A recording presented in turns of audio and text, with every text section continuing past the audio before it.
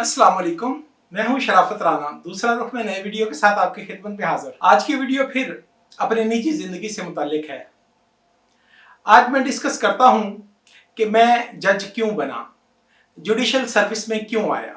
ये तो एक तयशुदा बात है कि बचपन में बहुत ज़्यादा मुतालिया करने की आदत पड़ी, बहुत ज़्यादा गहराई तक बहुत ज़्यादा मौके मिले पढ़ने लिखने के। तो मेरे वालिद की ख्वाहिश थी कि वो मुझे डॉक्टर बनाएं, तो मैं समझता था कि मेडिकल साइंस एक कम नैरो स्पेक्ट्रम जॉब है, तो मैं चाहता था कि मैं लॉ को अपना प्रोफेशन बनाऊं। तो मैंने सोच समझ के कानून के शोबे को और सियासत के शोबे को अडॉप्ट किया। स्टूडेंट लाइफ में मौका मिला, शहीद मोहतरमा बेनज़ीर भुट्टो ने पाकिस्तान भर में यूनियन के इलेक्शन करवाए, मैं अपने कॉलेज में स्टूडेंट्स यूनियन का सदर मुंतखब हुआ, तो सियासत को वक्ती तौर पर मुहम्मस मिली और मैं एक्टिव सियासत में शामिल हुआ। 1993 में मुझे इलेक्शन लड़ने की उस वक्त पेशकश हुई जब मैं अभी अपने आप को बच्चा समझता था और मैं तसव्वुर भी नहीं कर सकता था कि कोई मुल्क गिर पार्टी मुझे टिकट देगी। बहरहाल वो इलेक्शन मैंने नहीं लड़ा। 1998 में मैं डिस्ट्रिक्ट काउंसिल का रुकन मुंतखब हुआ, जिसे बाद अज़ां नाज़िम का नाम दिया गया। फिर अचानक एक वक्त आया कि मैंने जज बनने का फैसला कर लिया, इम्तिहान दिया और मैं जज भर्ती हो गया। अब ये तब्दीली जिंदगी में क्यों आई? मैंने कभी किसी सर्विस के बारे में सोचा तक नहीं था कि मैं कभी सर्विस करूंगा, और आज़ाद जिंदगी गुजारने का मतम नज़र था, एक मिशन था, कुछ तसव्वुरात थे, नज़रियात थे। मैंने 5 साल तक वकालत की प्रैक्टिस की, कानून की प्रैक्टिस की। 5 साल तक मुख्तलिफ अदालत हाई में मैं पेश होता रहा। 5 साल जब मैं अदालत हाई में पेश हुआ तो मुझे अंदाजा हुआ कि कहीं ना कहीं बहुत बड़ी कमी है। मुझे उस वक्त यह एहसास हुआ कि कई बुनियादी फैक्टर्स जो हैं वो जुडिशल सर्विस में कम हैं, या कहीं ना कहीं कुछ लिंक मिसिंग है। सर्विस में आने के बाद पाया कि यही तो बेहतरीन नौकरी थी जिसे मैं बुरा समझता था। अर्ज करता हूं कि मेरे साथ क्या हादसात और वाकयात पेश हुए। अभी मैं अप्रेंटिस था कि मेरा अपना मलकियती ट्रैक्टर ड्राइवर ने सड़क पर खड़ा किया हुआ था। मैं चूनिया में रहता हूं, चूनिया एक कैंटोनमेंट है। आर्मी के एक ऑफिसर कैप्टन साहब तशरीफ लाए। उन्होंने ट्रैक्टर के पीछे मोटरसाइकिल कुछ इस तरह से खड़ा कर दिया कि ट्रैक्टर के आगे जगह नहीं थी और ट्रैक्टर के पीछे ट्राली थी, ट्राली के पीछे मोटरसाइकिल आ गया। ड्राइवर ने बगैर देखे हुए उसे रिवर्स किया तो मोटरसाइकिल गिर गया और मोटरसाइकिल को यकीनी तौर पर कोई छोटी मोटी चोट आई। मैं उन दिनों आर्मी ऑफिसर्स क्लब में स्क्वाश खेला करता था। मुझे पता चला कि कैप्टन साहब तो थाने पहुंच गए हैं, FIR दर्ज करवाना चाहते हैं। तो मैं मेस में चला गया। मैंने उन साहब से जाकर मुज़ाकरात किए और उनसे रिक्वेस्ट की कि ये कोई जानबूझकर नहीं हुआ, अगर आपका नुकसान होता है तो हम पूरा कर देते हैं। लेकिन मुझे बड़ी हैरत हुई ये जानकर के कप्तान साहब अपनी 15 साल पुरानी मोटरसाइकिल की बजाय नई मोटरसाइकिल की डिमांड कर रहे थे, या कम से कम वो ये चाह रहे थे कि इन पुराने टायरों में आप नई मोटरसाइकिल डलवा दें। अब मौका पर मोटरसाइकिल का कोई नुकसान नहीं हुआ था। बहरहाल मैंने ऑप्ट किया, मैंने उनको ऑफर की कि आप थाने में जाकर FIR दर्ज करवा दें। FIR दर्ज हो गई। अब जाहिर है वो कप्तान थे, FIR दर्ज करवाने के बाद तो उन्होंने थाना नहीं आना था। तो जो लोग कानून से वाकिफ हैं, तफ्तीश के अमल से वाकिफ हैं, वो जानते हैं 161 या 161 के बयानात, ये 2 गवाहान के बयानात होते हैं जो मुद्दई साइड ने गवाह पेश करना होते हैं। 1 हफ्ता, 2 हफ्ते, 15 दिन, 2 महीने गुजर गए तो कप्तान साहब के गवाहान पेश नहीं हुए। मैंने इलाका मजिस्ट्रेट को दरखास्त दी। मैंने कहा कि यह मुकदमा खारिज किया जाए, वो गवाह पेश नहीं कर रहे। तो मेरे लिए यह बड़ी हैरानगी की बात थी कि 30 से ज्यादा पेशियां डालने के बावजूद मेरी दरखास्त मंजूर नहीं की गई। मैजिस्ट्रेट को अपने आप पर इतना एतमाद नहीं था, या वो सिस्टम को नहीं समझते थे या कानून को नहीं समझते थे कि वो 3 साल तक उस स्टेशन पर तैनात रहे और उन्होंने इस दरखास्त का फैसला नहीं किया। इसी तरह जब मैं वकालत के शोबे में नौवारत था, मैं जज साहब के सामने पेश हुआ तो मुझे ये तो पता था कि ये जज साहब जो हैं ये जमानत या bail, post arrest bail magistrate साहब की किताब में कहीं लिखा ही नहीं हुआ, यानी वो he was always pleased to dismiss the bail petition. तो मैंने अपना केस जाकर आर्गू किया। मैंने अर्ज किया कि ये जो मुल्जम है, मेरा इलाका है छांगा मांगा, तो जंगल में बाज़ औक़ात लकड़ी चोरी होती है, उसकी FIR दर्ज होती है। तो जो लोग चोरी करते हैं वो बासर होते हैं, सरकारी मुलाजमून के खिलाफ FIR नहीं दर्ज करवा सकते और किसी लावारिस को पकड़ के FIR दर्ज करवा देते हैं, या कई वाकयात की एक ही FIR बना दी जाती है। तो मेरा मुकदमा ये था, मैंने अर्ज किया कि मेरा मुलजम 14 साल बच्चा है जो साइकिल पर सवार है। एफआईआर के अंदर लिखा हुआ है कि डीएफओ साहब बस सवारी प्राडो जीप और 12 अदद फॉरेस्ट गार्ड और रेंज ऑफिसर्स बस सवारी मोटरसाइकिल मुलजम के पीछे भागे और मुलजम साइकिल पर उस वक्त 78,000 रुपए की, यानी आज कह लें 7.5 लाख रुपए की लकड़ी शीशम की का पूरा दरख्त साइकिल के कैरियर पर बांधकर जाए वकुआ से फरार हो गया। तो मैंने जज साहब से अर्ज किया, पहली प्ली तो मेरी जुवेनाइल की है कि 14 साल उम्र का बच्चा है। दूसरी प्ली है कि आप ये तसव्वुर करें जरा, मैंने उनसे अर्ज किया, मुझे ये तो पता है कि आप बेल को डिसमिस करेंगे, लेकिन आप इस वाकया को पूरा सुन लेंगे तो आप एंजॉय करेंगे। तो मैंने उन्हें बताया कि 14 साल का लड़का साइकिल पर सवार है और जीपे और मोटरसाइकिल अंग्रेजी फिल्म की तरह उसका पीछा कर रही है, और वो लड़का यानी कम से कम 10-12 मन वजनी लकड़ी शीशम का पूरा दरख्त, जिसकी उस वक्त कीमत 78,000 रुपए थी, वो लेकर भाग जाने में कामयाब हो गया है।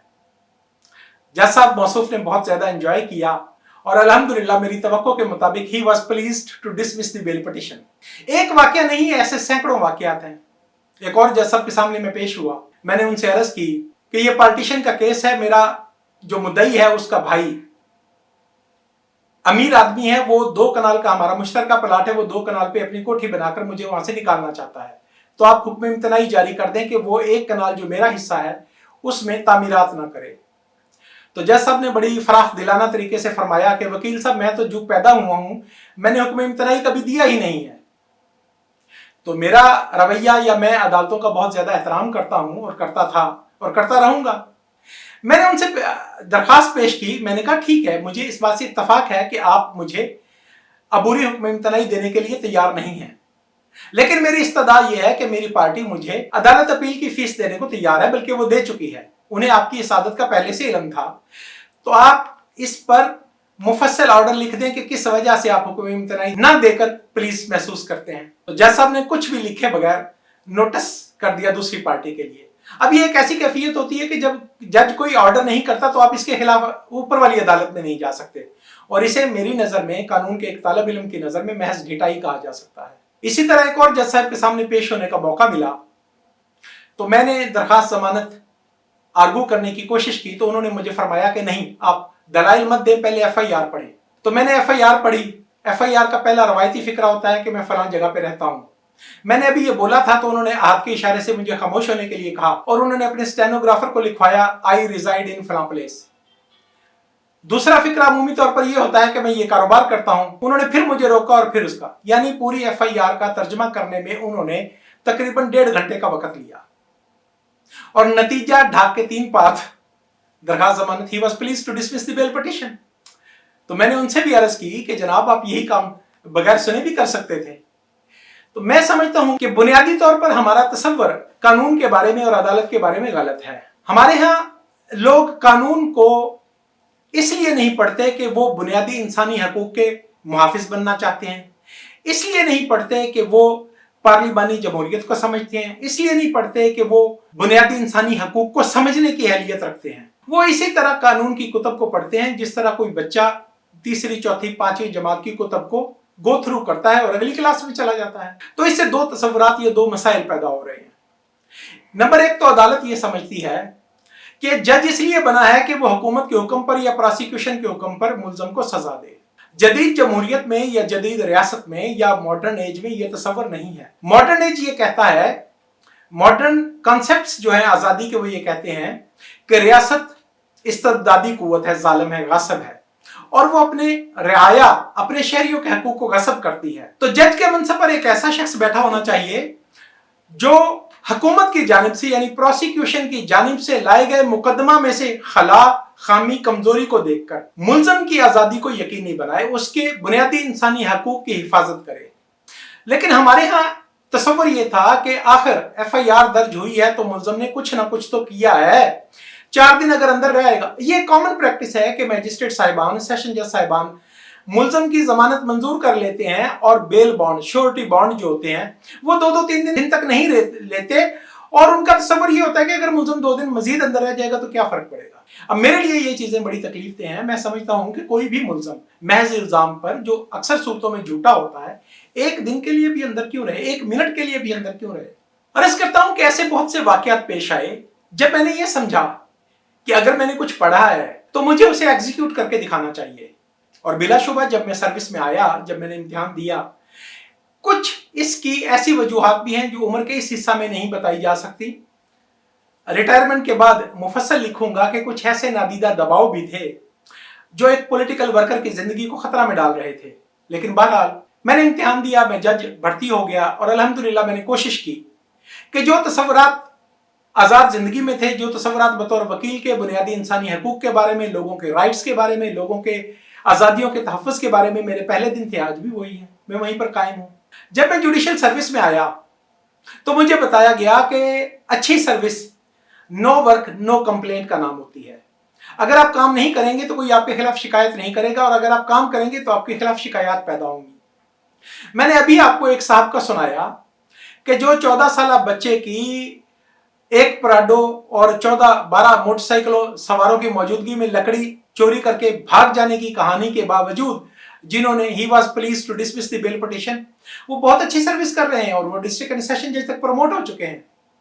और इसी तरह के बहुत सारे लोग जो मैंने देखा अपनी जिंदगी में, वक्त पर प्रमोशन लेते हैं, वक्त पर ऊपर जाते हैं, तरक्कियां करते हैं और पुरसुकून रिटायरमेंट लेते हैं और इसे कहते हैं कि हमने बाइज्जत सर्विस की। मेरे लिए ये सब टर्म्स एंड कंडीशन शायद मुख्तलिफ थी।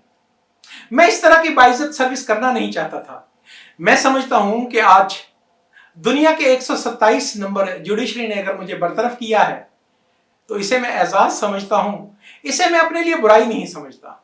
मैं समझता हूं कि मैं एक ऐसे निजाम में मिसफिट था, मैं समझता हूं कि मैं एक ऐसे निजाम में एडजस्ट नहीं हो सका जो जुल्म की बुनियाद पर, बदनीयती की बुनियाद पर, करप्शन की बुनियाद पर कायम है।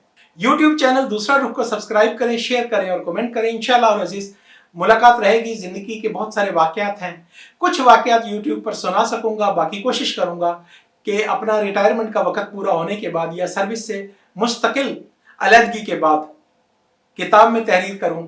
इंशाअल्लाह अजीज मेरी किताब एक तारीख साज किताब होगी और आप लोगों को किताब पढ़कर मजा आएगा। खुदा हाफिज।